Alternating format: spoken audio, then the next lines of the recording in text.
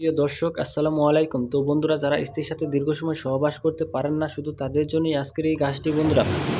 এই গাছের শিকড় যদি আপনারা কবিরাজি নিয়মে একটানা ৭ দিন যদি সেবন করতে পারেন, তাহলেই কিন্তু আপনি আপনার স্ত্রীর সাথে ২ থেকে ৩ ঘন্টার মতো সহবাস করতে পারবেন বন্ধুরা।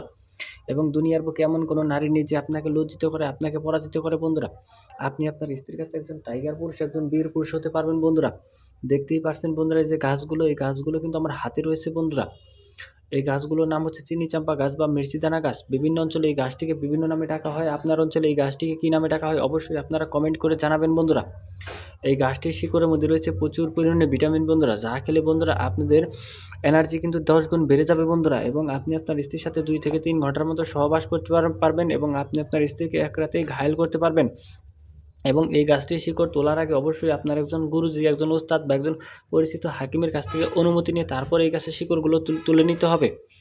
এবং শিকড়টি তুলে নেওয়ার পর বন্ধুরা, অবশ্যই আপনারা এই শিকড়টি একটি পান এবং একটি পানের সাথে এই শিকড়টি আপনারা সঠিক নিয়মে যদি কবিরাজি নিয়মে সেবন করেন, তাহলেই কিন্তু কার্যকারিতা পেয়ে যাবেন। তো বন্ধুরা, এই যে দেখতে পাচ্ছেন গাছের পাতাগুলো আগে আপনারা দেখে নিন এবং এই যে গাছের শিকড়গুলো দেখে নিন। এবং শিকড়টা আপনারা তোলার পর পরিষ্কার পানি দিয়ে ধুয়ে নেবেন। এবং তারপর সামান্য একটু শিকড় যদি আপনারা বন্ধুরা কবিরাজি নিয়মে পানের সাথে একটানা ৭ দিন খান, তাহলেই আপনি আপনার স্ত্রীকে এক রাতেই ঘায়েল করতে পারবেন, ২ থেকে ৩ ঘন্টার মতো সহবাস করতে পারবেন। এই গাছের শিকড়গুলো আপনারা কারা সেবন করবেন? যারা যৌবনকালে অতিরিক্ত মাস্টারবেশন বা হস্তমৈথুন করতে করতে আপনাদের মেশিনের ১২টা বাজিয়ে ফেলেছেন, আপনাদের মেশিন ঠিকমতো দাঁড়ায় না বা দাঁড়ালেও অল্প সময়ের মধ্যে নিতে পরে ধ্বজভঙ্গ হয়ে যায়, শুধু তাদের জন্যই বন্ধুরা আজকের এই গাছের শিকড়গুলো। তো বন্ধুরা, সঠিক নিয়মে খেতে পারলেই আপনারা কার্যকারিতা পেয়ে যাবেন এই গাছের।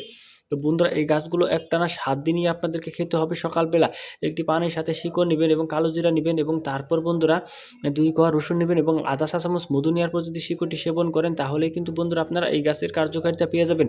তো বন্ধুরা, যদি আমাদের এই ভিডিওটি ভালো লেগে থাকে, তাহলে বন্ধুরা অবশ্যই এই ভিডিওতে একটি লাইক করবেন এবং কমেন্ট করে আপনাদের মতামত জানাবেন। ধন্যবাদ আপনাদের সবাইকে। আসসালামু আলাইকুম।